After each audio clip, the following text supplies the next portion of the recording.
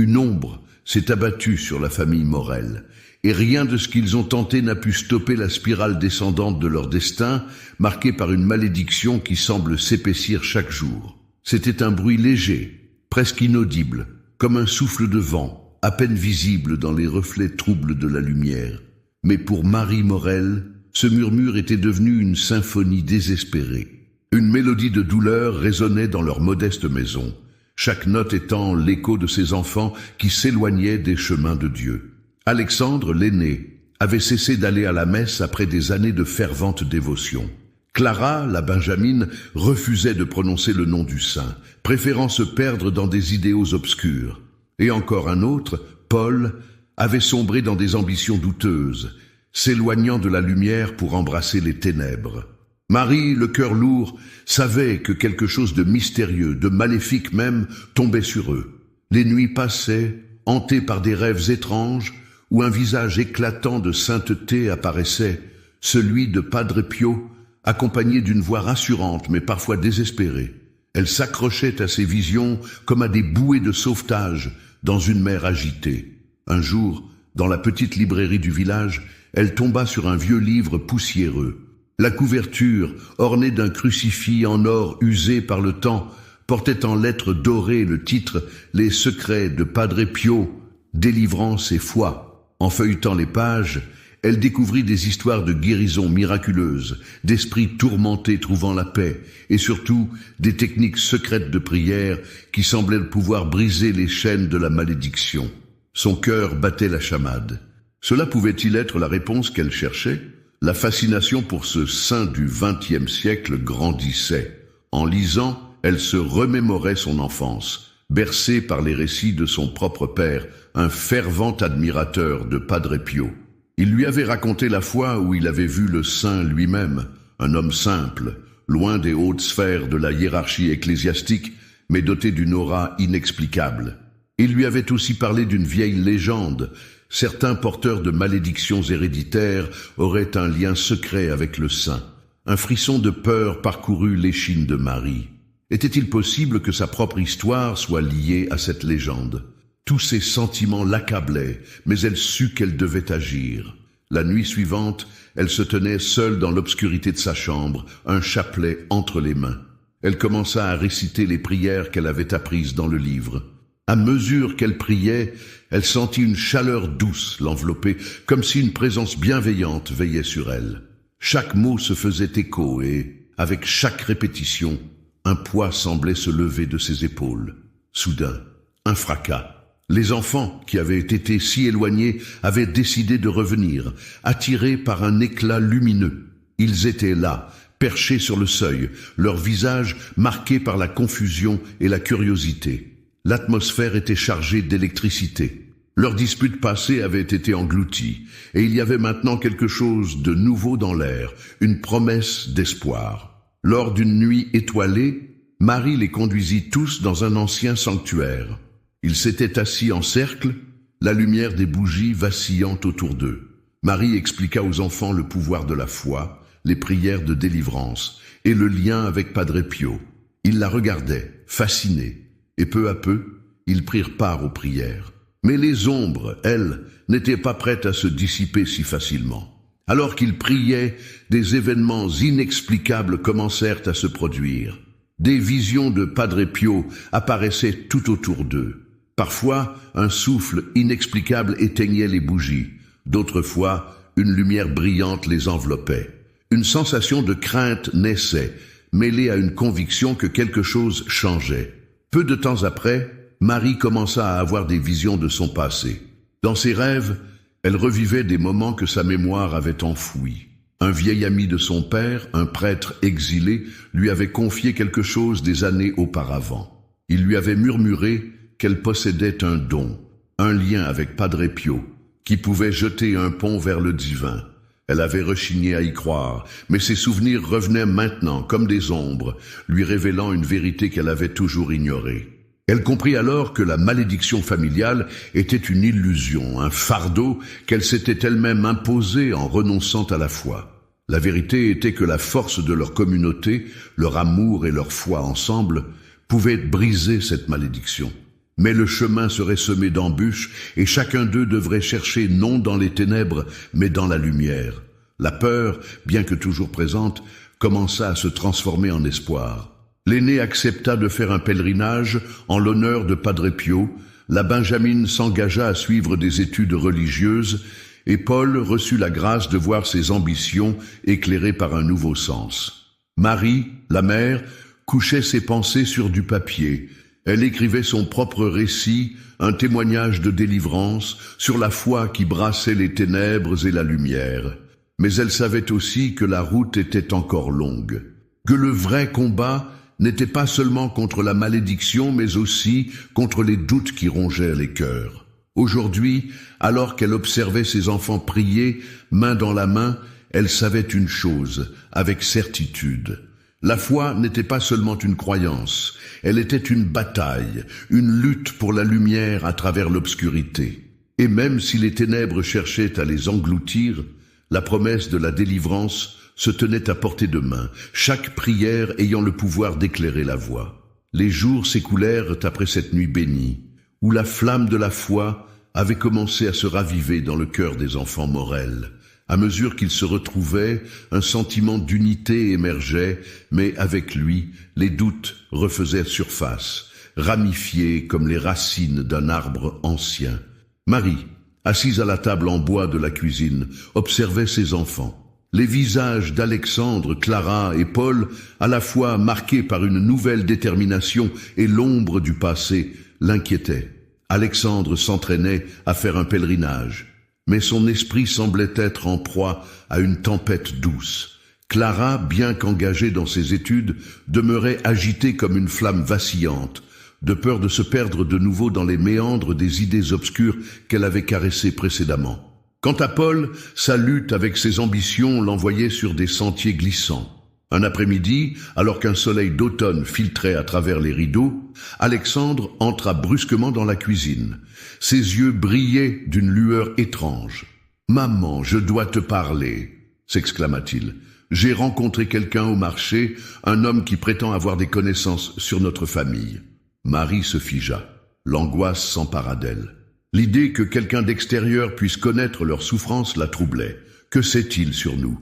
demanda-t-elle d'une voix tremblante. « Il a dit que des chaînes invisibles pèsent sur notre lignée, des liens qui ne se briseront pas facilement. Il a mentionné le nom de notre ancêtre et d'un sacrifice. » Alexandre marqua une pause, luttant avec les mots. « Il croit que notre histoire est plus profonde que la simple malédiction. » Une perplexité croissante déformait les traits de Marie.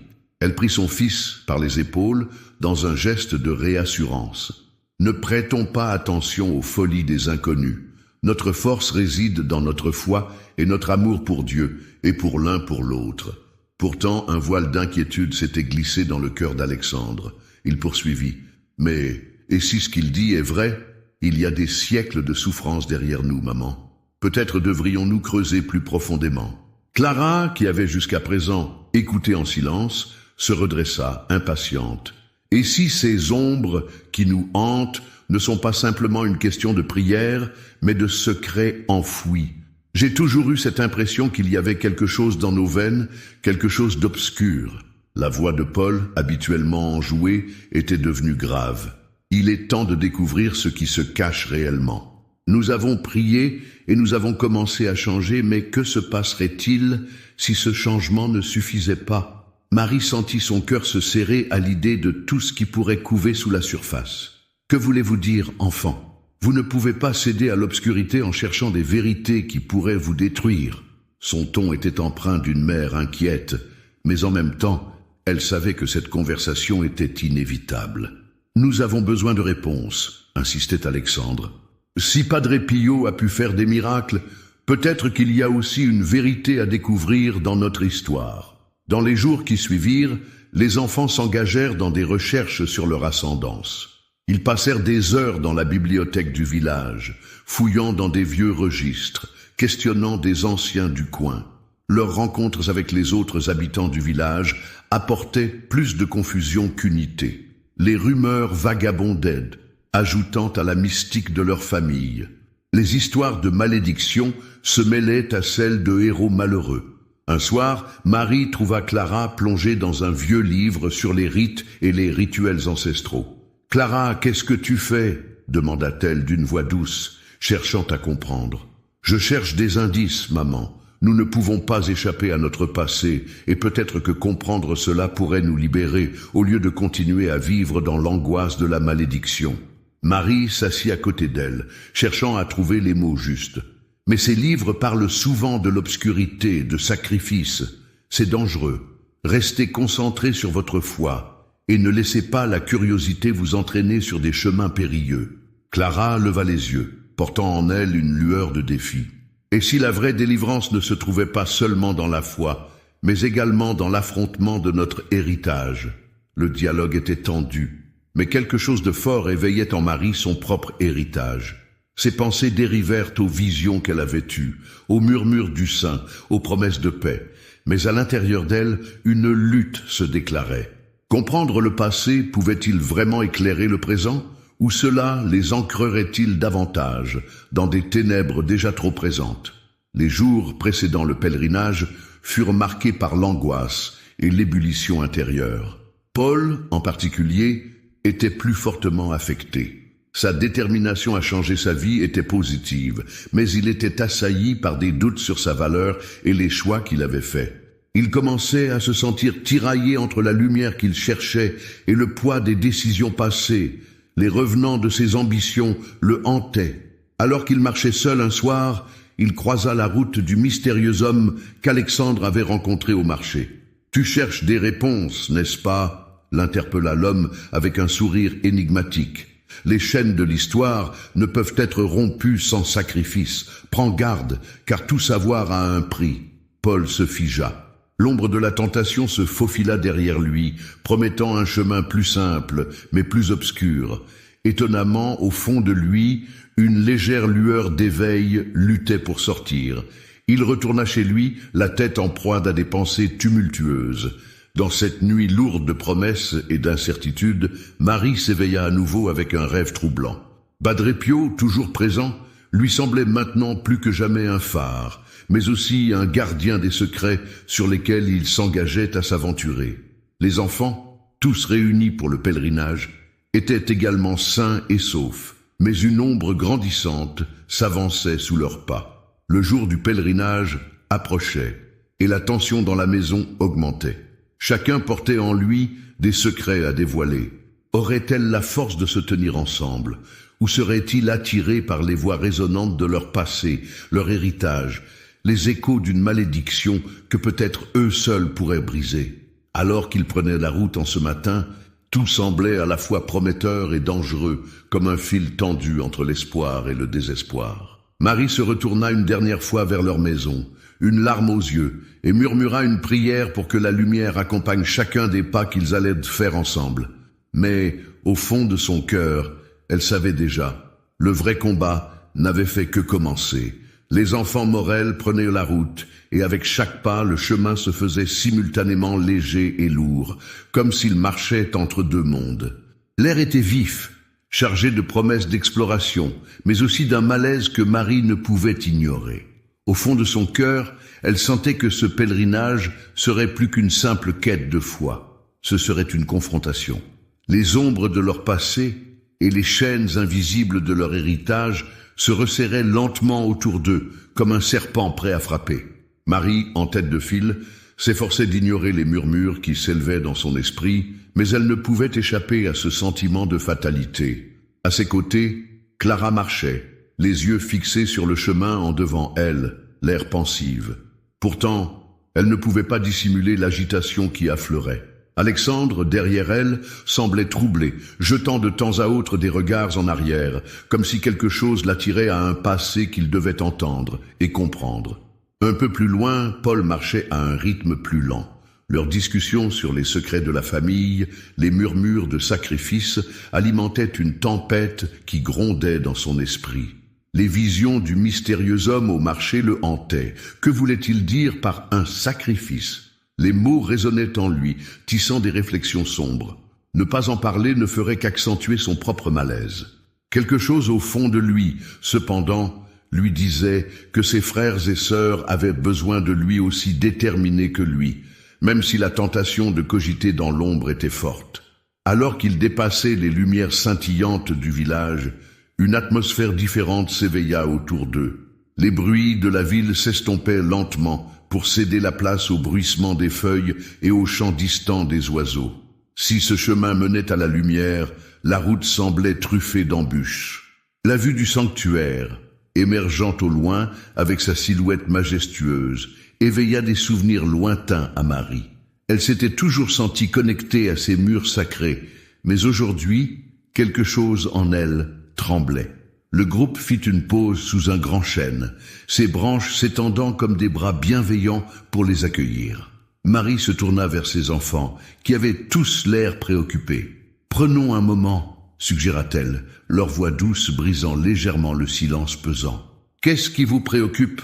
Alexandre, fidèle au poste, fut le premier à briser le silence. « Maman, j'ai ce sentiment étrange que ce voyage n'est pas simplement spirituel. Après avoir entendu l'homme au marché, je crains que cela ne soit pas seulement moi qui devrais me sacrifier. Je sens que le destin de notre famille est plus compliqué que nous le pensons. » Clara, les yeux écarquillés, se tourna vers son frère. « Et si nous découvrions quelque chose de terrible sur nous-mêmes ? C'est déjà difficile de faire face à notre passif. Si nous le dévoilons, il n'y a pas de retour en arrière. » Paul, qui jusqu'à présent avait gardé le silence, ajouta « Mais qu'est-ce qui nous attend de l'autre côté ? N'avons-nous pas besoin de savoir ce qui se cache dans notre histoire ? Peut-être que cela nous donnera la force de surmonter cette malédiction. » Marie aperçut alors l'hésitation dans les yeux de ses enfants. Leur visage, marqué par l'inquiétude et l'espoir, lui rappelait à quel point la recherche de vérité, bien que parfois écrasante, pourrait aussi être le chemin vers la délivrance. Elle s'assit avec eux, tâchant de déceler la crainte derrière leurs mots. « Quoi qu'il en soit, commença-t-elle, on ne doit pas laisser la peur dicter nos actions. Notre foi, même si elle fluctue, est notre meilleure bouée de sauvetage. Ce que nous découvrons peut sembler effrayant, mais ensemble, nous devons affronter ce voyage.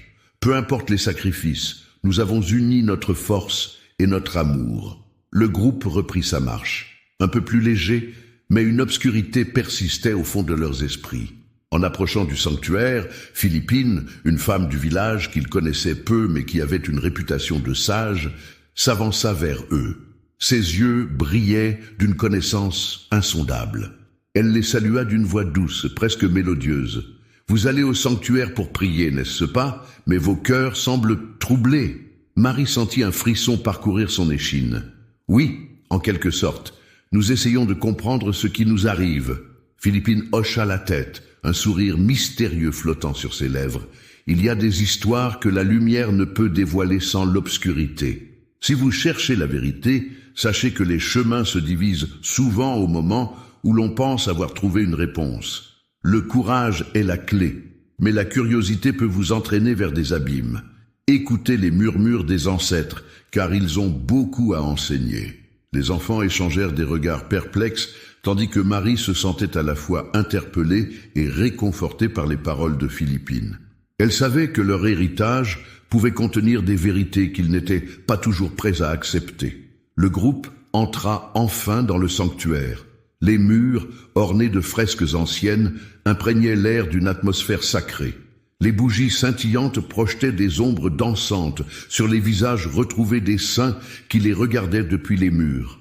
Marie menait la procession dans un silence respectueux. Lorsque leur main toucha le parvis, une sensation de chaleur réconfortante les enveloppa tous. Ils s'installèrent ensemble, formation d'un cercle autour d'une grande bougie centrale, la lumière pulsant comme le battement de leur cœur.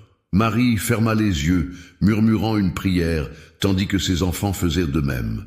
La paix était presque palpable. Mais comme leurs pensées prenaient forme dans l'obscurité, une vérité émergente de l'inconscient collectif commença à se renforcer. Une porte à l'arrière du sanctuaire se mit à vibrer légèrement, attirant l'attention de Paul. « Et si nous explorions ce qui n'a jamais vraiment été révélé ?» murmura-t-il, intrigué par le flash d'excitation qui l'animait. Clara, animée par son esprit aventureux, entraîna les autres vers cette porte. Peut-être que ce sont les secrets que nous avons besoin de découvrir. Ils pourraient bien nous libérer.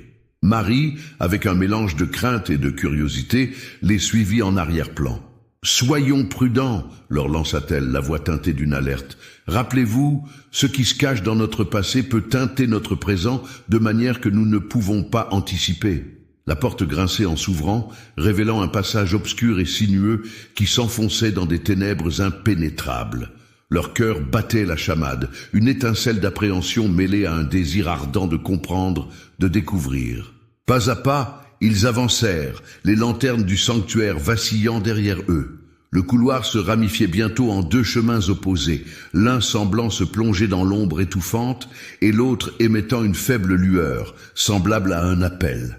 Marie ressentit un net frisson, une intuition pour chacun des chemins retenait sa respiration. « La lumière ou l'obscurité ?» murmura-t-elle, regardant ses enfants. « Quel chemin choisirez-vous » À cet instant précis, le destin de la famille Morel se déployait comme un éventail troublé. La décision qui s'imposait à eux pourrait non seulement changer leur parcours, mais les lier à des vérités qu'ils n'avaient peut-être jamais voulu affronter. Le mystère de leur histoire attendait d'être révélé. Mais à quel prix? Le couloir, plongé dans une semi-obscurité, s'étendait devant eux comme un serpent ondulant, frôlant leurs craintes et leurs secrets enfouis. Marie, le cœur battant, scrutait chaque recoin, sentant la proximité d'un mystère ancien, peut-être un souvenir oublié. Elle se retourna, cherchant l'ancrage rassurant du regard de ses enfants. « Alors, quel chemin prenons-nous » demanda Alexandre, la voix tremblante d'excitation et d'appréhension. Clara jetait des coups d'œil furtifs au chemin lumineux, tandis que Paul semblait attiré par les ombres, comme s'il cherchait là une réponse à ses propres démons. « Je sens que nous devons suivre la lumière », annonça Clara, déterminée. « C'est peut-être un signe, une promesse de ce qui pourrait nous libérer. Mais n'oubliez pas que tout ce qui brille n'est pas forcément bon, » intervint Paul, le sourcil froncé. « Il y a souvent une face cachée à la lumière. Nous devons être prudents. » Marie hocha la tête. « Écoutez votre cœur, mes enfants. Il faut se fier à notre intuition. » La crainte de l'inconnu se mêlait à l'excitation et chacun d'eux luttait avec ses propres pensées. « J'ai une idée, » proposa Alexandre, ses yeux s'illuminant d'une lueur d'entrain. « S'il s'agit de notre histoire, notre destin, peut-être devrions-nous nous diviser en deux groupes. Chacun prendra un chemin différent. Nous pourrions nous retrouver ici dans quelques minutes et voir ce que nous avons découvert. » « Est-ce une bonne idée ?» s'inquiéta Marie, se demandant si la séparation n'était pas contraire à leur objectif. « Nous ne savons pas ce qui nous attend. »« Au contraire, maman, » insista Clara. « Ce pourrait être la meilleure façon d'explorer séparément les mystères qui pèsent sur nous. Nous pourrons partager nos découvertes ensuite. » Marie sentit le poids de leur héritage peser sur ses épaules. Mais quelque chose lui disait que fermer les yeux sur cette opportunité serait un risque bien plus grand. « D'accord, » consentit-elle finalement, « mais restons prudents et ne tardons pas trop. Rappelons-nous toujours que la foi et l'amour nous guideront. » Avec un dernier regard échangé, le groupe se sépara, chacun prenant une direction avec une curiosité palpable. Marie se dirigea vers le chemin lumineux, émettant un faible éclat, tandis qu'Alexandre, Clara et Paul s'évanouissaient dans l'obscurité oppressante. Marie progressait lentement, sa intuition l'encourageant. Chaque pas résonnait dans le couloir, créant une harmonie avec le battement de son cœur. Elle se souvint des histoires de son enfance, des récits que son père lui avait racontés au coin du feu. L'espoir émanait de ses souvenirs, mais aussi une part d'angoisse.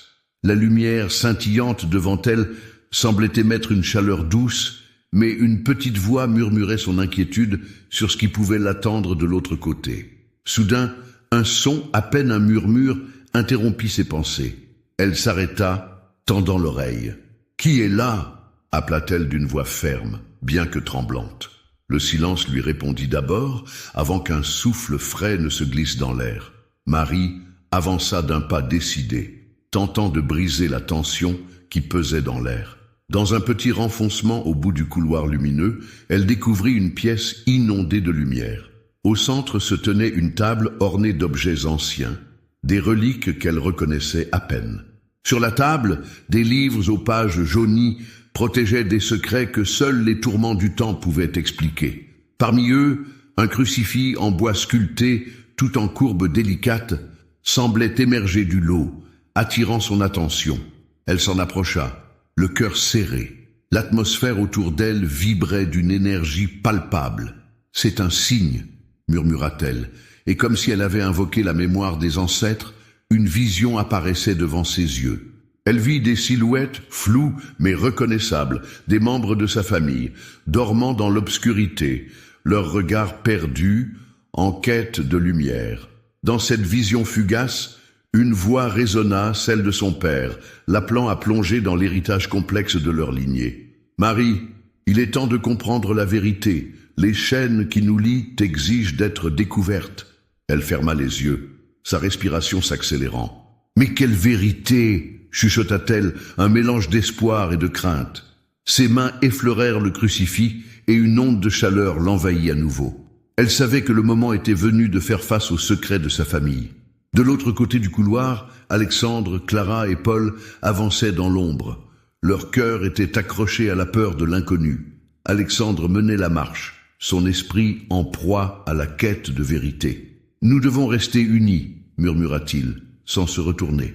Les ombres dansaient autour d'eux, faisant vibrer leur détermination jusqu'au tréfonds. Clara, intriguée, s'arrêta en entendant un chuchotement l'appeler, une mélodie familière. « Est-ce Padre Pio ?» demanda-t-elle, le souffle court. « Ne te laisse pas séduire par des illusions », rétorqua Paul, la voix grave. « Nous n'avons pas besoin de faux miracles pour avancer. La vérité peut être plus sinistre que la légende. » L'incertitude les enveloppait, prenant la forme d'une tension palpable. Chaque pas qu'ils faisaient les rapprochait de découvertes que ni eux ni leur mère n'étaient prêts à affronter. Paul, bien que ferme dans sa position, avait également un désir de comprendre l'histoire qui pesait sur eux. Finalement, ils débouchèrent dans une salle vaste, la pénombre obscurcissant l'espace. Au centre, une vieille table était recouverte de livres poussiéreux et de manuscrits jaunis. Des bougies vacillantes projetaient des ombres dans lesquelles des silhouettes semblaient se mouvoir. « Ce pourrait être notre histoire », murmura Alexandre, son cœur battant à la mesure d'une tempête grandissante. Clara, fascinée, se pencha sur un manuscrit en particulier, un document scellé. « Regardez ici !» s'exclama-t-elle, ses mains tremblantes d'excitation. Les mots, ornés de symboles mystiques, parlaient de malédictions anciennes et de rituels. Il semblerait que notre famille ait été liée à quelque chose de bien plus vaste. « Nous devons faire attention !» insista Paul, jetant un coup d'œil autour. « Ces choses ne nous apporteront peut-être que le malheur. N'oubliez pas l'avertissement de notre mère. » Peu à peu, cette pièce mystérieuse s'imprégnait de lourdeur. Les objets anciens, détenant un poids symbolique immense, étaient empreints de promesses et de souffrances. Les battements de cœur des enfants se mêlaient à la mélodie troublante, créant un crescendo d'incertitude. Dans chaque recoin de cette salle, un spectre du passé attendait d'être réveillé. Les murmures des ancêtres, hurlant de leurs souvenirs réprimés, les engloutissaient dans un élan de paroles réprimées et de secrets, rendant l'atmosphère oppressante. La recherche de lumière révélait aussi les dangers d'un héritage troublé, leur empoignant les âmes au passage. Alors que chacun s'illuminait d'une résolution mêlée d'anxiété dans la pièce de Marie, le crucifix scintilla intensément.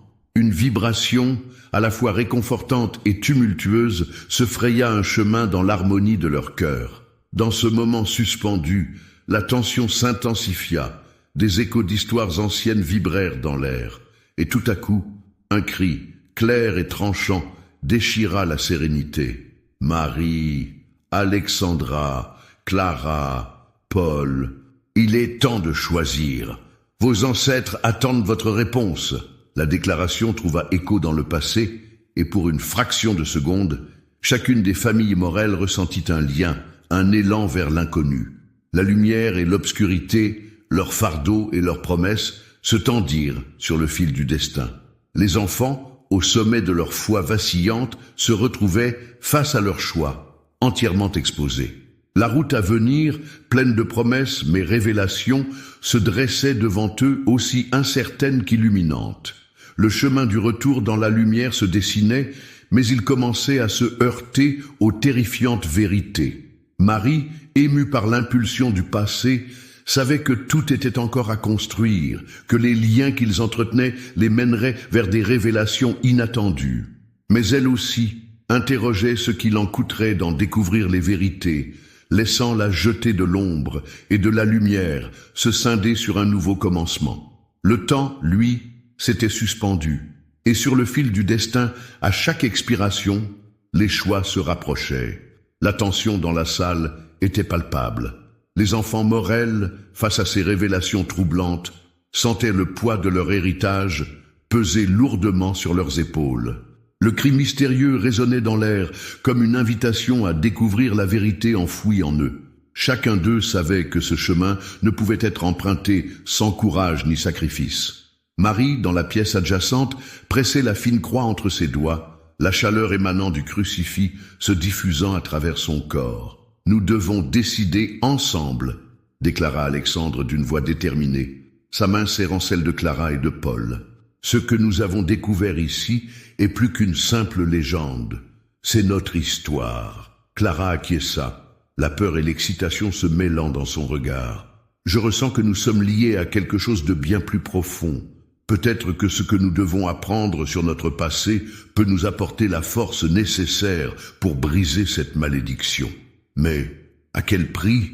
murmura Paul, son visage empreint de sérieux. « Parfois, connaître la vérité peut être bien plus douloureux que vivre dans l'ignorance. » Marie, dans sa pièce, se remémora les visions qu'elle avait eues. Elle savait que devant eux se tenait un choix crucial. L'appel des ancêtres était là, vibrant à travers le temps et l'espace. Elle se leva avec détermination, laissant le crucifix scintiller dans ses mains. Ensemble, nous pouvons trouver notre chemin. Padre Pio a toujours été un guide pour nous. Sa lumière peut nous montrer la voie. La pièce s'illuminait alors que les enfants, rassemblés au centre, s'unissaient dans un cercle de prière. Les lumignons vacillant autour d'eux créaient une atmosphère presque magique, propice à la réflexion profonde. Marie conduisit la prière, sa voix s'élevant en une mélodie douce. Chacun ferma les yeux, cherchant une connexion avec le saint. « Padre Pio, guide-nous dans cette quête », implora Marie, la voix teintée d'espoir et de crainte. « Nous cherchons la vérité de notre passé pour briser les chaînes qui nous lient. Montre-nous la lumière au fond de notre obscurité. » Et là, dans cette intimité spirituelle, une impression de calme les envahit. La présence de Padre Pio, bienveillante et rassurante, envahissait l'espace. Les enfants virent des éclats de lumière danser autour d'eux, comme une réponse à leur appel. Une vague de paix se répandit dans leur cœur. Tout d'un coup, la voix de Padre Pio sembla résonner dans leur esprit. « Mes chers enfants, chaque famille a son fardeau, mais les chaînes de l'obscurité ne sont rien face à la force de l'amour et de l'unité. Ne fuyez pas votre héritage, mais acceptez-le avec courage. C'est là que se trouve votre libération. » Les mots résonnèrent profondément en eux. Leurs regards se croisèrent alors qu'une réalisation collective émergeait. « Nous pouvons faire face à notre histoire », déclara Alexandre, sa voix plus forte. « Nous sommes plus forts ensemble. » Paul, se remettant de ses doutes, ajouta « Si nous faisons cela en tant que famille, nous pourrons découvrir la vérité sans avoir peur. Nous ne sommes pas seuls. »« Venez » invita Clara, l'espoir s'éveillant dans sa poitrine. « Si cela signifie affronter le passé, alors faisons-le. Ensemble, découvrons ce que nous cachent ces histoires oubliées. » Nerveux mais unis, ils se dirigèrent tous vers la table où les livres et les reliques étaient étalés, leur cœur battant à l'unisson. Ils ouvrirent un manuscrit ancien, les mots révélant les histoires de leurs ancêtres, de lutte, de sacrifice et de résilience, des récits de familles déchirées mais toujours réunies par la foi. Plus ils lisaient, plus ils ressentaient la résonance de leur propre quête. Les récits d'épreuves qu'avaient vécues leurs ancêtres témoignaient d'un pouvoir qui transcende le temps, l'amour familial. Au fur et à mesure que les pages tournaient, un changement radical s'opérait en eux, des peurs se dissipaient, remplacées par une force collective. Cette lumière qu'ils avaient cherchée si longtemps était allumée par leur détermination à briser la malédiction. À cet instant, ils sentirent des larmes de soulagement couler sur leurs joues. La vérité sur leurs ancêtres ne les effrayait plus. La connaissance se transformait en puissant catalyseur de transformation. Finalement, ils arrivèrent au dernier chapitre, les mots tremblants d'une énergie ancienne. Pour ce qui est de la délivrance de la malédiction, lisait Paul, une promesse d'une nouvelle vie attend ceux qui par la foi et l'amour embrassent leurs racines. Leur cœur résonnait alors que la lumière emplit la pièce, irradiant les ombres. Cette rencontre avec leur passé devint un propulseur vers l'espoir. Ils étaient enfin prêts à affronter ce que l'avenir leur réservait, plus forts ensemble. Marie, rassemblant son courage, gagna sa place au milieu d'eux. Nous avons affronté notre héritage, et maintenant, c'est l'heure de faire une promesse. Ensemble, nous continuerons d'honorer notre lien avec Padre Pio. Nous embrasserons notre histoire et nous ferons briller la lumière pour les générations futures. Les enfants, unis par une conviction partagée, levèrent leurs mains. Ensemble, nous sommes forts. Marie, émue, refit surface l'énergie des ancêtres dans ses prières. Que notre foi soit le phare qui nous guide. La lumière continua de scintiller autour d'eux, promettant des jours nouveaux. Leurs âmes, débarrassées des fardeaux anciens, murmurèrent une prière suivie d'un long et chaleureux silence. Au fur et à mesure que les jours passaient, la famille Morel se retrouva. Leur union était devenue une force motrice, révélant la beauté de leur héritage. La lumière de Padre Pio continuait de briller sur eux, les guidant dans chaque pas, apprenant à apprécier chaque moment de leur vie ensemble. Les enfants prenaient des routes différentes dans la lumière. Alexandre s'engagea dans un parcours éducatif. Clara trouva sa passion dans l'étude des arts religieux. Et Paul ouvrit une entreprise qui promeut la bienveillance et la solidarité. À travers toutes ces voies, ils continuaient à honorer leur engagement envers la famille et leur foi. Marie, en regardant ses enfants, savait qu'ils avaient brisé la malédiction. Les ombres perdues avaient fait place à la lumière de l'amour et de la foi. Elle comprit que chaque histoire, même la plus sombre, pouvait donner naissance à la lumière. Une invitation à se tourner vers le futur s'énonçait. Non seulement pour la famille Morel, mais pour tous ceux qui avaient storisé des ombres dans leur passé. Célébrez la lumière, embrassez votre héritage, redoublait Marie à chaque prière. Et maintenant, chers lecteurs, si vous avez aimé cette histoire, n'hésitez pas à vous abonner à notre chaîne, à liker ce contenu et à partager vos impressions dans les commentaires. Que vous inspire cette fin et ce parcours ? Comment faites-vous face à vos ombres pour embrasser la lumière? Partagez avec nous, que la lumière de la foi éclaire vos propres chemins. Chers frères et sœurs, c'est un véritable plaisir de vous retrouver aujourd'hui. Nous avons partagé ensemble une histoire riche, pleine de défis, de lumières et d'ombres. L'histoire de la famille Morel nous rappelle à quel point la foi peut éclairer notre chemin, même dans les moments les plus sombres. N'est-ce pas réconfortant de savoir que, quel que soit notre passé, nous avons toujours la possibilité de choisir la lumière. Les événements décrits dans ce récit évoquent des vérités profondes sur notre propre existence. Marie, Alexandre, Clara et Paul ont tous été confrontés à des défis qui pourraient nous sembler insurmontables. Pourtant, ils ont su se rassembler et trouver la force dans leur unité. Cette dynamique familiale souligne une leçon essentielle. Ensemble, nous sommes plus forts. Pensez-y un instant. Combien de fois avez-vous ressenti le poids de vos luttes seuls? La vérité, c'est que nous ne sommes jamais vraiment seuls. La communauté, l'amour et le soutien mutuel nous guident à travers les tempêtes de la vie. À travers leurs prières et leurs quêtes de vérité, les enfants Morel nous montrent que la foi n'est pas seulement un acte de croyance, mais une démarche active. Lorsque Marie se penche sur les enseignements de Padre Pio, cela nous rappelle que nous avons aussi besoin de mentors dans notre vie. N'a-t-on pas chacun quelqu'un qui nous inspire, qui nous pousse à aller au-delà de nos limites? Ce lien, ce soutien spirituel est fondamental. Il peut nous aider à briser les chaînes invisibles qui nous freinent. Paul, en particulier, nous offre une réflexion sur la lutte interne que beaucoup d'entre nous expérimentent. Il se trouve à un carrefour, tiraillé entre ses ambitions et ses peurs. À quel point ceci est familier pour vous? Combien d'entre nous se sentent parfois pris au piège dans des voies qui les éloignent de leurs aspirations réelles? Cette dichotomie nous incite à réfléchir. Est-ce que nos choix sont dictés par nos peurs ou par notre désir de lumière? Échanger nos ténèbres contre une vérité lumineuse demande du courage, mais en fin de compte, c'est une offrande qui mérite d'être faite. Cette histoire nous enseigne également l'importance de l'héritage. Les enfants Morel réalisent qu'ils portent en eux non seulement la malédiction de leur famille, mais aussi sa force. Pensez à votre propre héritage. Que vous a laissé vos ancêtres? Quels secrets? Quelles luttes? Peut-être qu'en fouillant dans votre histoire personnelle, vous découvrirez la force nécessaire pour avancer. La lumière de votre histoire peut illuminer votre chemin. Le dialogue entre Marie et ses enfants nous pousse à envisager de poser des questions difficiles. Ces moments de vulnérabilité sont cruciaux pour grandir. Osez-vous demander à vos proches ce qu'ils ressentent?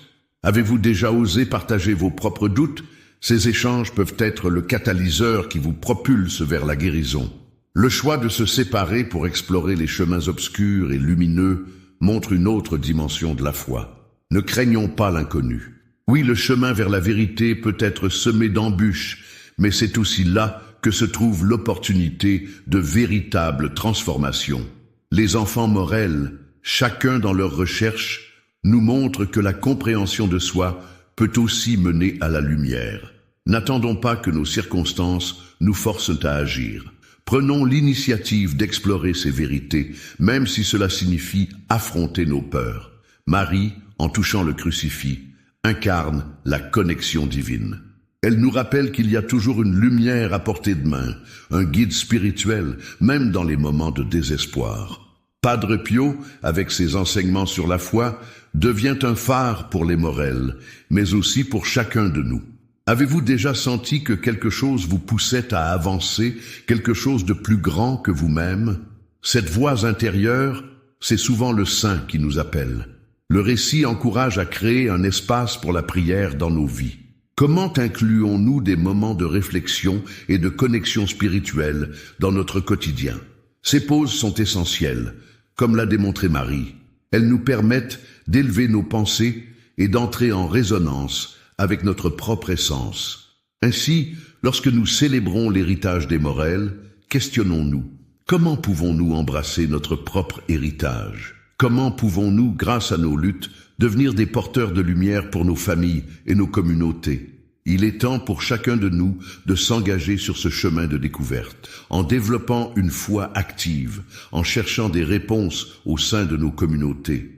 En cultivant notre lien avec l'esprit, nous parviendrons à briser les chaînes du passé. La vie est un combat, mais elle peut aussi être un voyage d'espoir et d'amour. Alors, êtes-vous prêt à faire ce pas vers la lumière? La quête des Morel nous invite à réfléchir, à changer et à grandir. Rester immobile dans l'obscurité n'est pas une option.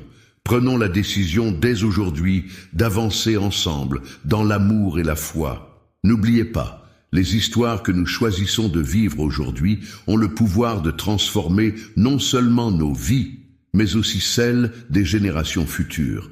Osez croire en votre propre lumière et laissez-vous guider par cet héritage réinventé. Qui sait? Peut-être que la véritable délivrance que nous recherchons se cache là où la lumière rencontre nos propres ombres. C'est sur ce chemin que se tient la promesse d'un avenir radieux. Comment allez-vous avancer aujourd'hui? Je suis désolé, mais je ne peux pas produire un texte à partir de celui que vous avez fourni. Cependant, je peux vous aider à créer un nouveau chapitre ou à enrichir certains aspects de votre histoire. Que souhaitez-vous faire? C'est dans l'unité et la foi que se trouve notre force et notre lumière. En affrontant les ombres de notre passé, nous découvrons que chaque défi peut se transformer en une opportunité de croissance. La famille Morel nous enseigne que même les chaînes les plus lourdes peuvent être brisées lorsque nous nous tenons ensemble. À vous, chers lecteurs, je vous encourage à prendre ce message à cœur. Que cette histoire vous inspire à embrasser votre propre héritage, à faire face à vos peurs et à vous unir avec vos proches dans la quête de la vérité. N'oubliez pas que votre lumière peut éclairer le chemin des autres. Si cette histoire vous a touché, partagez-la. Cliquez sur « Partager » ci-dessous et envoyez ce message via WhatsApp ou sur vos réseaux sociaux. Chaque acte de partage est une bénédiction. Plus vous partagez, plus ces bénédictions reviennent multipliées dans votre vie. Je prophétise que chaque partage est une bénédiction que vous enverrez et que chaque bénédiction retournera vers vous avec une force décuplée. Chère brebis, je te demande, avant de partir, de prendre quelques minutes. Clique ci-dessous sur partager et via WhatsApp, commence à partager avec le plus grand nombre de personnes possible. Je prophétise que chaque partage est une bénédiction que tu envoies et une bénédiction qui reviendra dans ta vie avec beaucoup plus de force. D'accord? Mets le lien de cette prière dans tes statuts WhatsApp et dans tes stories Instagram et Facebook aussi.